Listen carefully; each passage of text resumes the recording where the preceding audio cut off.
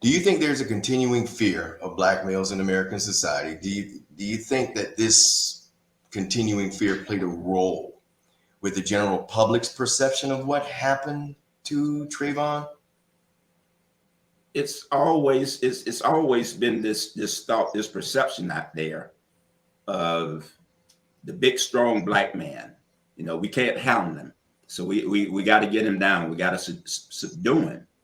So that thought process continues to perpetuate itself. Yeah, but you still have now. I think we were talking, off camera. We were talking about how that there's still people out there who are saying when we the picture that we use of Trayvon, I think when he was like 12 or 13, people are criticizing me for using that picture and saying, why don't you use the picture of when he was, he was 17, when he was killed. He wasn't like a 20 something year old man. He was 17 years old, and so it's interesting how people still seem to think that or want to use that, this image as you were just describing of this big scary black guy, to justify things that are even rather heinous, really, because I don't see myself as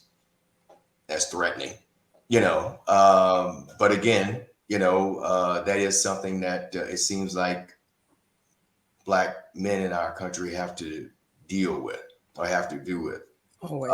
And Jacqueline, I know in your, can you talk about that a little bit? Because you started talking earlier about the conversation you had to have with your son. So, Well, that along with the fact that being a part of the NAACP and seeing some of the changes that's happened within our community and around the country, I think everyone needs a justification for the wrongdoings that they do. okay. And this is what's happening. It's just, when you see something like this is happening and you're saying you have a black man, oh, I felt threatened. We've seen many, many times on videos of where these women have not been threatened. It's on video, and they're calling and saying, and the first thing that they say to law enforcement, I'm afraid for my life, or I Right. feel threatened. And they know that these are buzzwords that will cause law enforcement to come out full force because it's a black man, and automatically, because you are black, you are a threat. And if it wasn't for the media, and just going back a little bit, there's Mhm. two pieces to that for the media. There's a positive portion of it because of the fact that much of this information is getting out. The other thing is how it's being portrayed within the media. You will hear more about these crimes, and many times even with black kids that may have the same types of charges as other white kids, but their photographs are painted all over the news. Whereas many times you will not see those pictures of those white kids that have been charged. And these are teenagers. And Mhm. all of this is perpetuated over and over and over.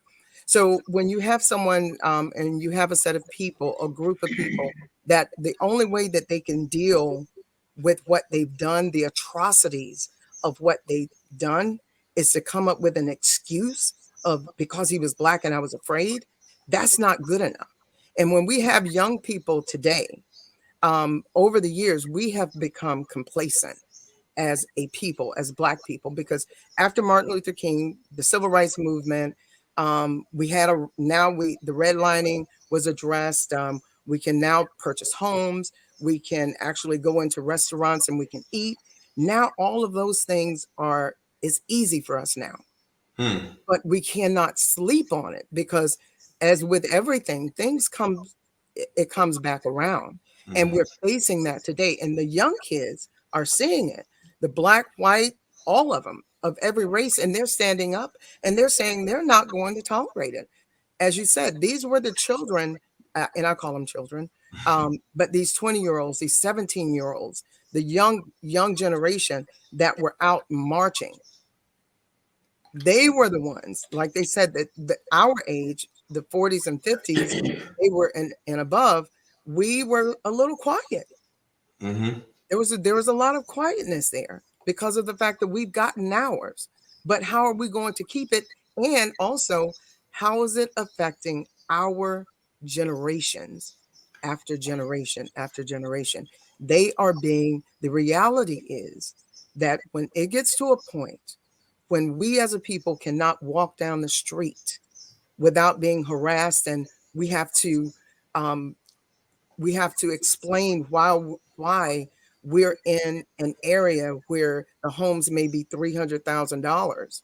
Now that's a problem. We have doctors that one of the doctors, I believe he was in Miami, that was loading up the back of his van to go to a nonprofit event Mm-hmm. to donate, to give back to his community. Law enforcement stopped him. Hmm. Why? Because he was loading the back of his van? Where Okay. in the world did that become a crime? Where did that become suspicious? Because I'm loading the back of my van with items where I'm going, and Okay. that's the issue that we need to face, and we need to be real with it.